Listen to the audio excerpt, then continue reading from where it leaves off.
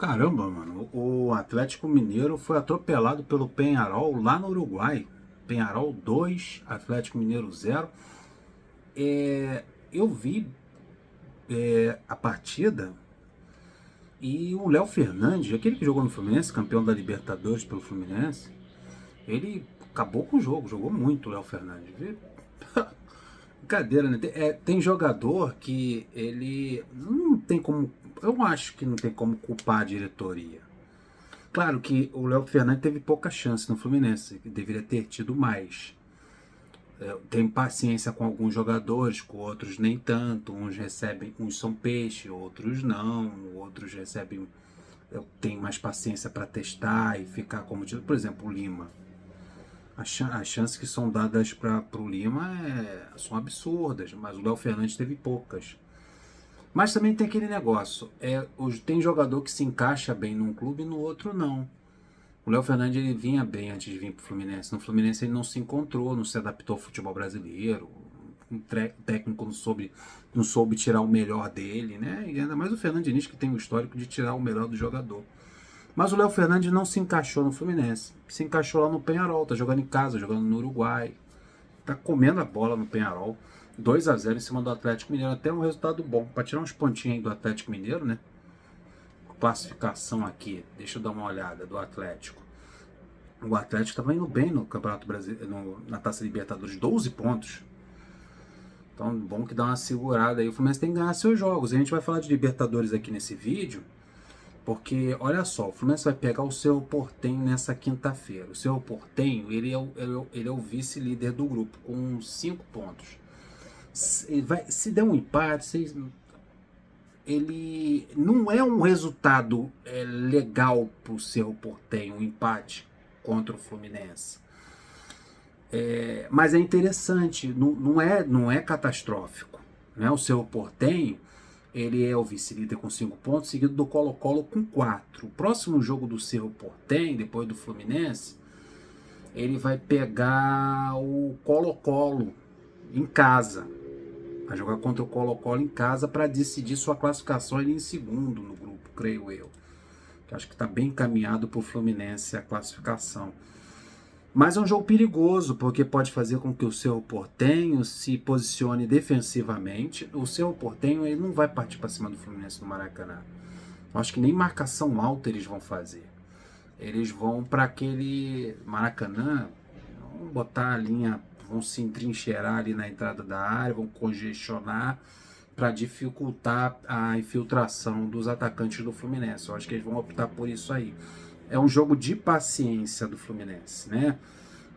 Que não aconteça o que tem acontecido nesse ano de 2024 contra times defensivamente, com a postura mais recuada, o Fluminense com dificuldade, com lentidão na transição. Mas tem que fazer essa transição mais rápida e tem que furar essa barreira aí. Espero que o Ganso esteja numa noite inspirada, que os atacantes também consigam romper essa barreira e o Fluminense faça com que essa bola chegue no gol adversário e chutar mais, né, mano? Porra, o histórico do Fluminense não é positivo. O Fluminense dá um chute no primeiro tempo, dá um chute no segundo tempo. Foi assim contra o Colo-Colo, tá?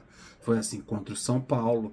Isso aí, mano. Você pega um adversário fechadinho, recuado, e só dá um chute no gol, cria poucas oportunidades e a bola não chega no cano, como não tem chegado. Não pode. Vai se complicar. A maior responsabilidade nesse jogo de quinta-feira às 19 horas no Maracanã é a do Fluminense. Decidir essa fatura, irmão. É ganhar o jogo, quando o Cerro Porteño, aí o problema é dos outros. Isso é uma ponta. O Atlético Mineiro perdeu pro Peñarol. Mas o Atlético Mineiro tem 12 pontos. Então o Fluminense tem que somar ponto. Para depois, na hora das oitavas, quartas de finais, poder decidir no Maracanã. Porque o histórico do Fluminense, não só esse ano, mas no ano passado também, é de jogar mal fora de casa. Fora de casa o Fluminense não resolve o problema. O Campeonato Brasileiro é horrível. Os jogos fora de casa do Fluminense. O Fluminense se resolve no Maracanã. Então seria interessante, nas oitavas, nas quartas de finais, semifinais, caso o Fluminense for avançando, decidir os jogos em casa. Porque fora o Fluminense se complica. Então vamos lá, o Manuel, Segundo José Ilan, tem uma lesão no músculo anterior da coxa direita. Acho que está praticamente fora do jogo contra o Cerro Porteño na quinta-feira. A gente já tem a suspensão do Felipe Melo pelo terceiro cartão amarelo.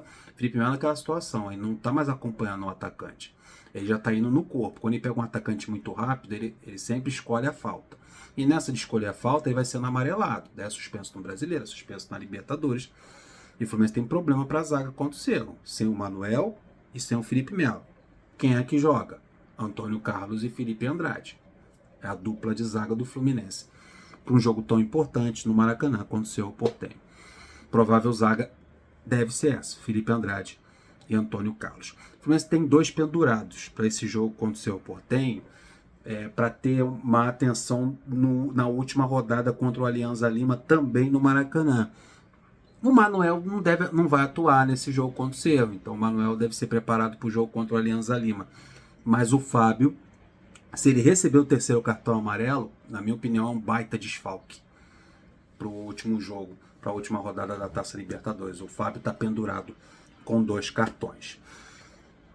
Segundo Marcelo Neves, não é oficial, são mais de 40 mil ingressos foram vendidos para Fluminense e Cerro Porteño nessa quinta-feira.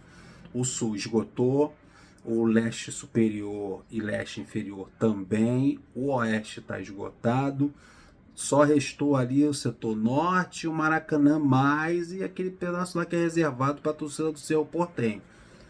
Mais de 40 mil pessoas no Maracanã para esse jogo contra o Cerro. Para o Fluminense decidir e resolver o seu futuro já na quinta-feira, para não deixar para a última rodada.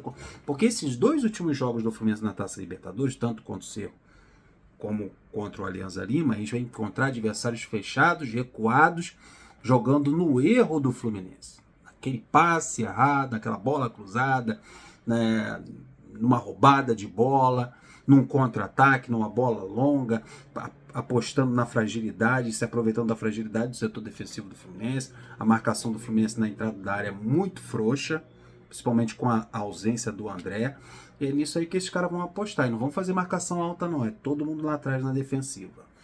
Então, o provável time do Fluminense para esse jogo contra o Cerro Porteño na quinta-feira deve ser Fábio no gol, na lateral direita Marquinhos novamente, com o retorno do Keno e o Keno ter voltado bem no jogo contra o São Paulo. O Keno já vai começar como titular, então é Keno na esquerda, Arias na direita e o Cano como referência.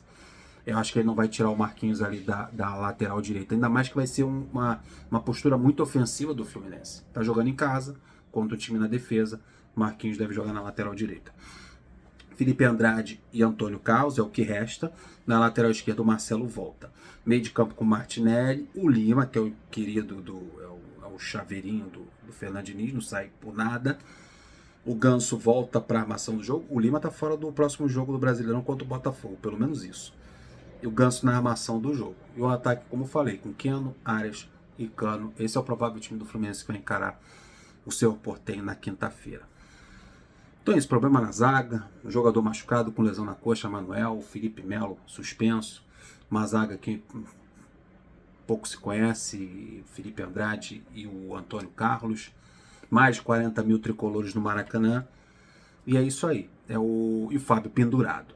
Esse as notícias nesse vídeo, e eu vou terminando o vídeo aqui agora, pedindo sempre aquele like esperto, a sua inscrição e uma vitória tranquila do Fluminense na quinta-feira, já classificando o Fluminense para as oitavas de finais da Taça Libertadores, depois da Sampaio Corrêa, praticamente classificado, e depois a gente vai conversar com o Botafogo lá no Engenhão. Deixa o like, se inscreva, compartilha, clica no meu link aqui embaixo na descrição. Tamo juntos, até o próximo.